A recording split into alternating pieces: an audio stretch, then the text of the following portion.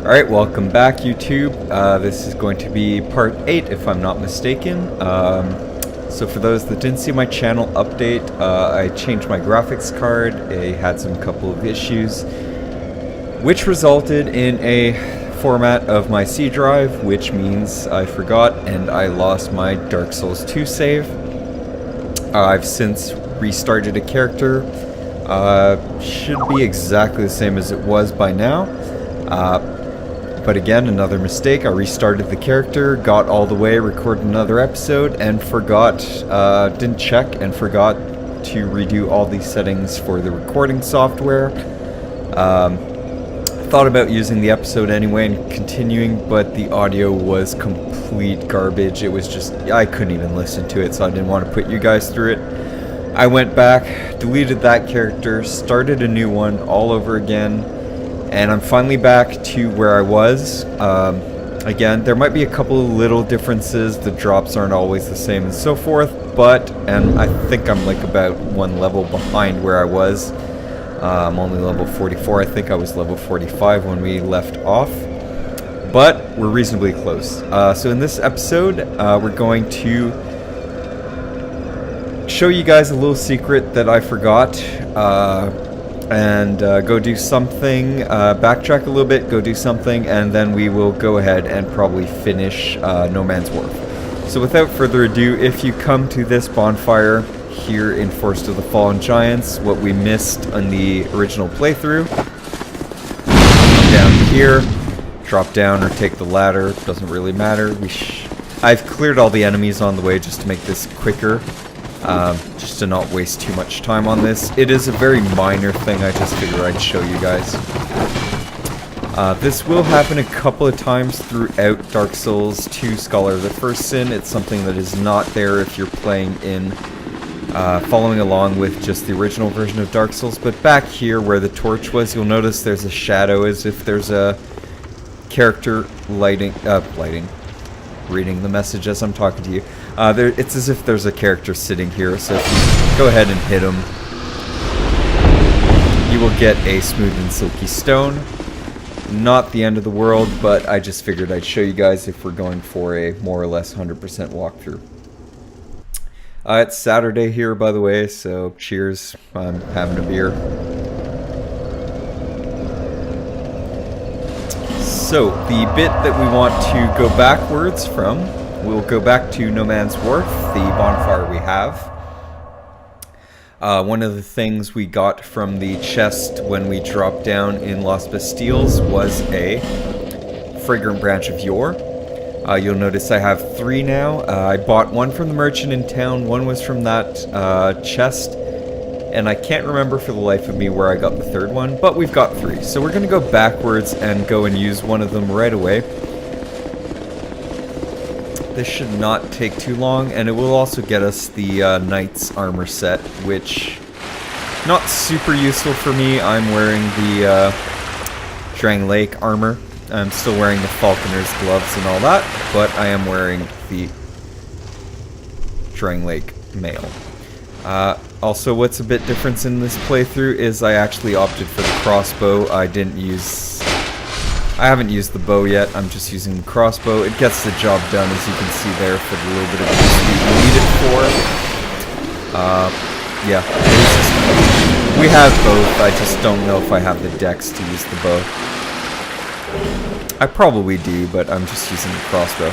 So what you want to do is come here, that statue, before examine, use a fragrant branch. It will unpetrify the enemy.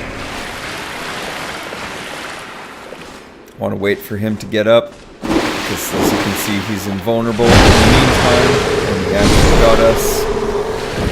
Easy to kill. Go past him now and come up here, and here is a new enemy that you usually if you're playing along in Dark Souls 2, you would not have had that petrified statue at the bottom, and the first time you encounter this elephant knight kind of guy is much further in. He's not that bad, I'm just kind of getting a couple of arrows. If you have trouble with him, keep in mind, he can't get through this door here. He will hit hard, but he's very slow. We're just going to go ahead, use our shield, and just take him out as quickly as we can.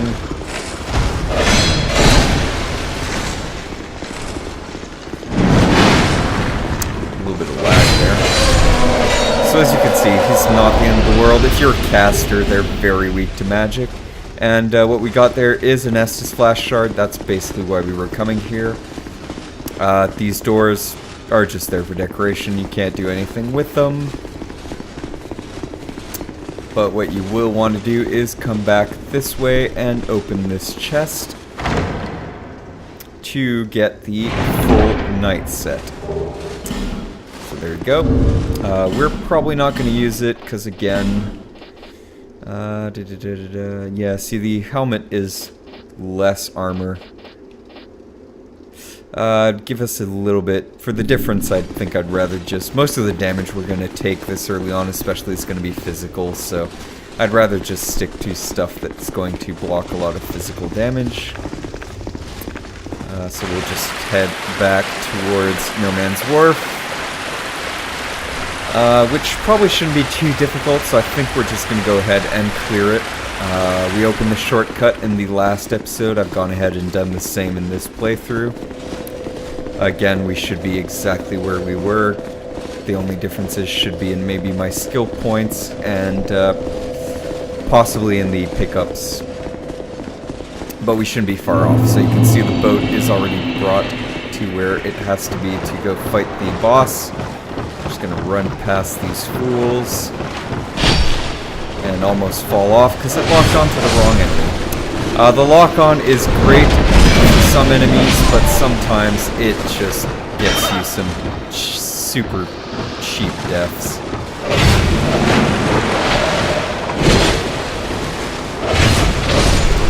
You can see there, it just kind of decided it was locking on to the wrong thing.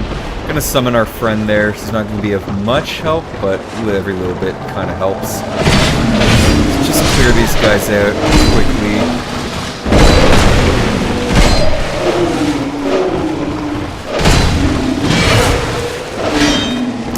I'm gonna hope not to die. Hopefully this idiot actually helps us, and we're gonna die.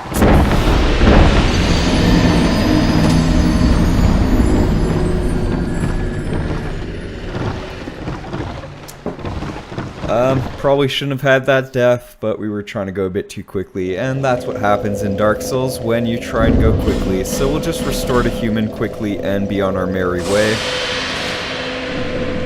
Rest to get all of our health back. I could technically go to town and get the 5th Estus, but I don't think we'll need it, so we'll probably do that at the end of this episode. So again, let's go the proper way. We'll try and not circumvent things. We'll try and go the slow yet tried method.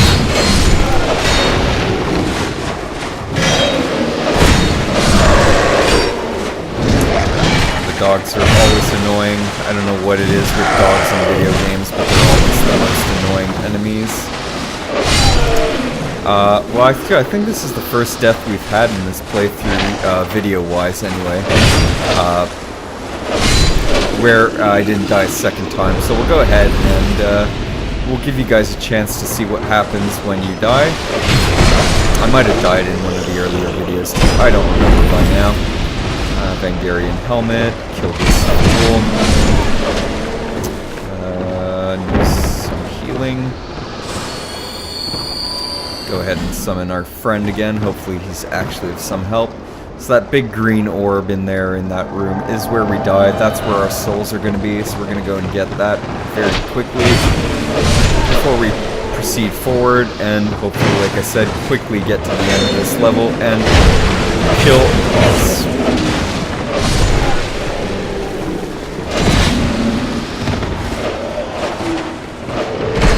It's finally actually going to help us. Backstab on that guy. Kill this guy, and just go get our souls, and then we'll continue on our merry way. So when you die, you want to go back and just click on that, press A, and you will get your souls back that you lost when you died. You get everything back as long as you don't die a second time. You're fine. So to use the shortcut, clear these two guys out. You want to come this way. Hopefully the summon lasts for a little bit. Always useful because it does actually heal us. We do need a bit more stamina on this character. It's kind of ridiculous. Gonna run past everything here and just come and kill this guy. Have a little bit of a safe zone.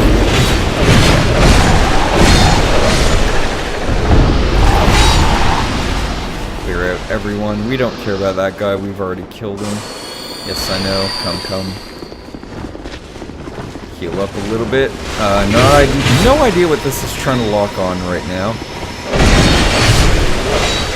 Like I said, the lock-on system is great at times. Sometimes you just wonder what the hell it's doing. Stab this fool. Kill this other guy. He is probably going to review us in a second here. Just gonna keep coming with heals for us. Yeah, there you go. He's gone. That's fine. We're almost to our shortcut anyway. Come up here. Again, watch out for the ambush. One hit, kill that guy. We've already cleared all this, got the treasure. And here we are. We're already back at our shortcut. If you remember in the original episode, when we, episode 7, I cleared this bit out and opened the shortcut. Gavlan was standing right there. I mentioned that he would move along. If we didn't use him that time when we came back, he'd be gone. You down there, buddy? He is now in fact gone. He's moved on to his next location. We'll be getting to that in a couple of episodes. So you want to come here. You've now cleared all this. We're going to be coming down this way. There are 2 more of those spider demon things. And of course it's going to make us bleed. We want to not lock on. We want to run away quickly and just get a heal in. Okay. I don't remember there being 3, but I guess I didn't kill that one. All of them dead. We'll go ahead and just use a flask. We are still bleeding, but it doesn't really matter. There's nothing really in here, if I remember correctly. You want to run over here and kill this guy. Get the item over here, which if I remember is just going to be some life gems and a human effigy. We're going to go, I'll show you guys an NPC. I can't use him, but if you're playing along as a mage, you will be able to. You need at least 10 intelligence for this guy to agree to talk to you and move on to town. I don't think I have the 10 intelligence. I am. So this is the mage sorcery vendor. He will, like I said, if you talk to him and you've got enough intelligence, he will move on to town. I don't. He'll stay there for me. Unless I come back and talk to him once I have 10 intelligence. I don't think we're going to be using sorcery in this playthrough, so he'll probably just stay there. I believe there is an achievement for getting all the characters into town, so if you're going for a full achievement playthrough, you're going to want to get your 10 intelligence up and just talk to him once to get him to town. That is the summon that we're going to be using for the boss, but I'm not going to use it quite yet. It's going to summon Lucatiel of Mira to come help us with the boss. If you remember what I said in the last episode, she will help you with 4 total bosses. If you can use her and she survives for 3 of the bosses, her quest line will complete and you will get her armor set. We'll be trying to do that in this playthrough. New enemy type here. He's from the Lost Casteels originally. In Scholars of the First Sin, you encounter him a bit sooner. So we've cleared the ship. I didn't want to waste Lucatiel to clear out those 3 guys, and she has a bad habit of falling off the world sometimes, so I will run back now, summon her, and we will go ahead and kill the boss. I'll show you the start of the next area, a couple of secrets, one secret really that I remember, and then we'll go ahead and wrap this episode up. Like I said, I don't want to make these episodes too long.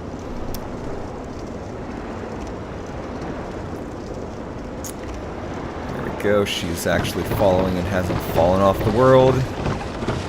So to get to the boss, you want to come back onto the ship through this door. There's nothing up here, there's nothing down here but the boss room. So as you can see, it's just boxes. Not a hard boss, no animation or intro video, so we'll just go ahead and kill this boss. This is the flexible sentry. As you can see, the gimmick is that it's basically two torsos on one set of legs. One side is swords, one side is maces. The swords will cause you to bleed, but as you can see, it's not that hard. We'll just go ahead and use a bit more repair powder so we don't break our sword. We really are going to look into getting a second weapon because our sword is just breaking much too quickly. You can see there, the bleed in this game just goes straight through your shield.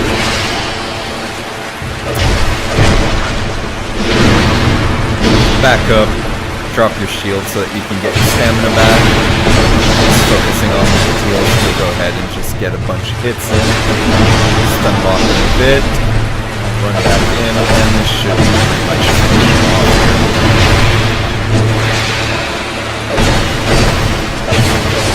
There we go, finished off.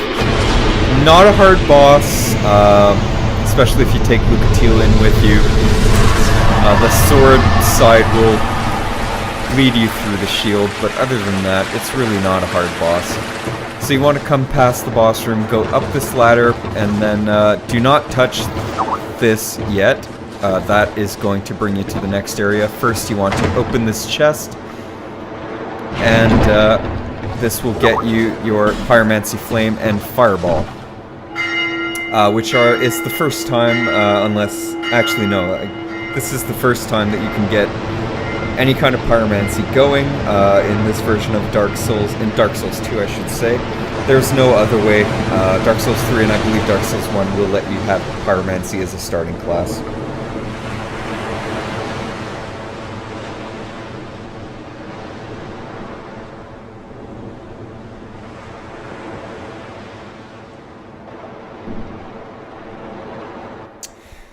So we are now getting brought to the next area, which is going to be something you'll recognize. We're heading back to an area we've already been to quickly. But like I said, we will just clean this out, get to the bonfire, do one little secret at least, and then call it an episode. If you're playing the original version of Dark Souls, there are no enemies here, so you can just go ahead. There's nothing else in here, as you can see. So you just want to take this elevator up, turn around when you do so. I'll show you why in a second.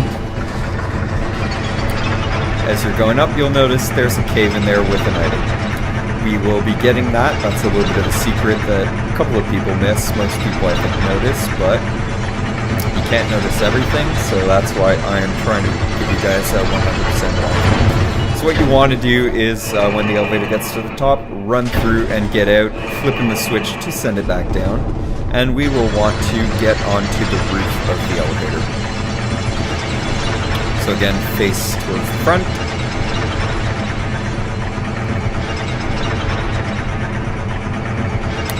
And this will give us access to that secret cave that we saw on the way up.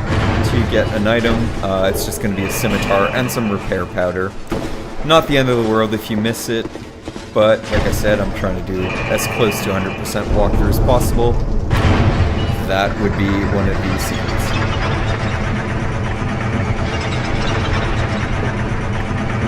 So we're going to head back up, get a couple of items, get to the bonfire, and like I said, we're just going to wrap this episode up.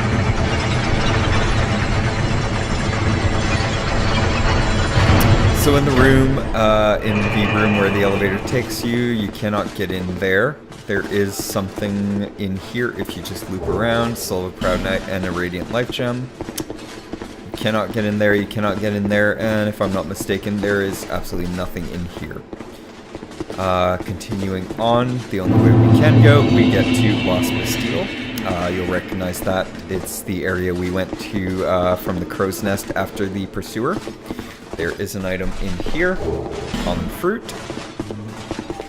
Locked cell, locked cell, locked cell.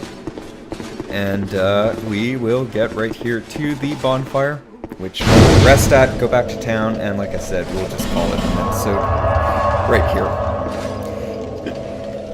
Sorry. A little bit of a hiccup there. So join me next time. We will start going through Lost Bastille properly. There might be a bit of back and forth between the two bonfires we have. I'll show you guys again pretty much 100% walkthrough of everything. We probably won't get to the boss. Lost Bastille is a long area. So join me next time.